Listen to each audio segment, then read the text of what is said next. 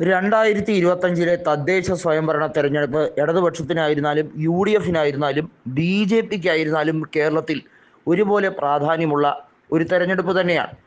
ഗ്രാമപഞ്ചായത്തുകൾ എത്ര എണ്ണം പിടിച്ചെടുക്കും, അത് കേന്ദ്രീകരിച്ചായിരിക്കും 2026 ഭരണമാർക്ക് എന്നുള്ളത് കാര്യമായി വിലയിരുത്തുന്നത്. കാരണം 900-ൽ പരം ഗ്രാമപഞ്ചായത്തുകളിൽ ഏകദേശം 400-ൽ കൂടുതൽ ഗ്രാമപഞ്ചായത്തുകൾ ആധിപത്യത്തോടെ നേടിയെടുത്താൽ ഇടതുപക്ഷത്തിന് കാര്യമായ കോട്ടം തട്ടിയിട്ടില്ല, തുടർ ഭരണത്തിന് സാധ്യതയുണ്ട് എന്ന വിലയിരുത്തൽ അവർ നടത്തിയേക്കും.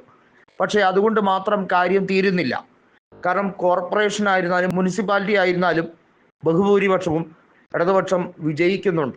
കക്ഷി ചേർന്നുകൊണ്ടോ അതല്ലെങ്കിൽ അവരുടേതായിട്ടുള്ള രാഷ്ട്രീയ പോരാട്ടം നടത്തിയോ ഒക്കെ വിജയിക്കുന്നുണ്ട്. കോർപ്പറേഷനിലാകെ കണ്ണൂർ കോർപ്പറേഷൻ ഒഴിച്ചു നിർത്തിയാൽ മറ്റെല്ലാ കോർപ്പറേഷനിലും ആധിപത്യം നേടിയെടുക്കാൻ ഇടതുപക്ഷത്തിന് കഴിഞ്ഞ തദ്ദേശ സ്വയംഭരണ തെരഞ്ഞെടുപ്പിൽ കഴിഞ്ഞു എന്നുള്ളതാണ്.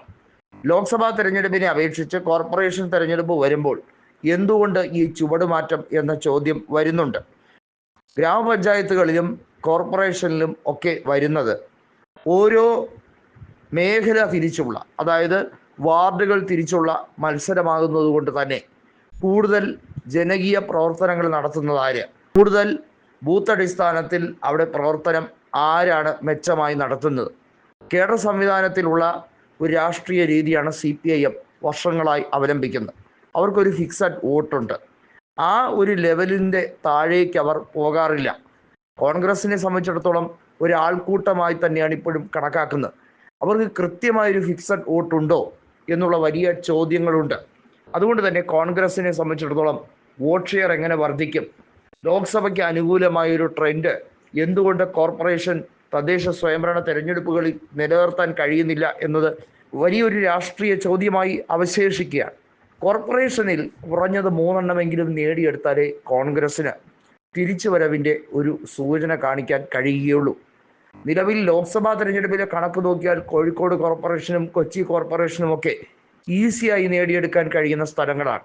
കണ്ണൂർ കോർപ്പറേഷന് പുറമെ കൊച്ചി കോർപ്പറേഷൻ അനായാസം നേടിയെടുക്കാൻ ഇത്തവണ കോൺഗ്രസിന് കഴിയും എന്നുള്ളതിന് യാതൊരു തർക്കവുമില്ല. അപ്പോഴും ബാക്കി 4 കോർപ്പറേഷനുകളിൽ അനിശ്ചിതത്വം നിലനിൽക്കുകയാണ്. കോഴിക്കോടായിരുന്നാലും തൃശ്ശൂർ കോർപ്പറേഷൻ ആയിരുന്നാലും കൊല്ലം കോർപ്പറേഷൻ ആയിരുന്നാലും തിരുവനന്തപുരം ആയിരുന്നാലും. ഇതിൽ കൊല്ലം കോർപ്പറേഷനിൽ വലിയ രീതിയിലുള്ള ഒരു ഐതിഹാസിക മത്സരം RSPയും കോൺഗ്രസും ചേർന്ന് ഇടതുപക്ഷത്തിനെതിരെ നടത്താൻ ശ്രമിക്കുന്നുണ്ടെങ്കിലും അത് എത്രത്തോളം വിജയകരമാകും എന്നുള്ളത് കാത്തിരുന്ന് കാണേണ്ടതാണ്. കോർപ്പറേഷനുകളുടെ സാധ്യതകൾ പരിഹരിക്കുമ്പോൾ തന്നെ ഇവിടെ വാർഡ് വിഭജനം ഉൾപ്പെടെയുള്ള കാര്യങ്ങളിൽ ഇടതുപക്ഷം അവർക്ക് അനുയോജ്യമായ കാര്യങ്ങൾ നടത്തുന്നു എന്ന പരാതിയും വ്യാപകമായി ഉണ്ട്. ഉപതെരഞ്ഞെടുപ്പുകളിൽ കൂടുതൽ മുൻതൂക്കം UDFന് തന്നെയെങ്കിലും ഇപ്പോഴും ഇടതുപക്ഷത്തിൻ്റെ സാധ്യതകൾ മങ്ങിയിട്ടില്ല എന്നത് വല്ലാതെ വിറല് പിടിപ്പിക്കുന്ന കാര്യം തന്നെയാണ്. കെ സുധാകരൻ അധ്യക്ഷ സ്ഥാനത്ത് നിന്ന് മാറിയതുൾപ്പെടെയുള്ള കാര്യങ്ങൾ ഒരു വലിയ നിരാശയോടെ നിൽക്കുന്ന ഒരു വിഭാഗം ജനങ്ങളുണ്ട്. ആ ജനതയെ കൂടി തൃപ്തിപ്പെടുത്താൻ കോൺഗ്രസിന് എന്ത് ബയറ്റാണ് നടത്തേണ്ടതെന്നുള്ളതിൽ ഇപ്പോഴും തീർച്ചയില്ല.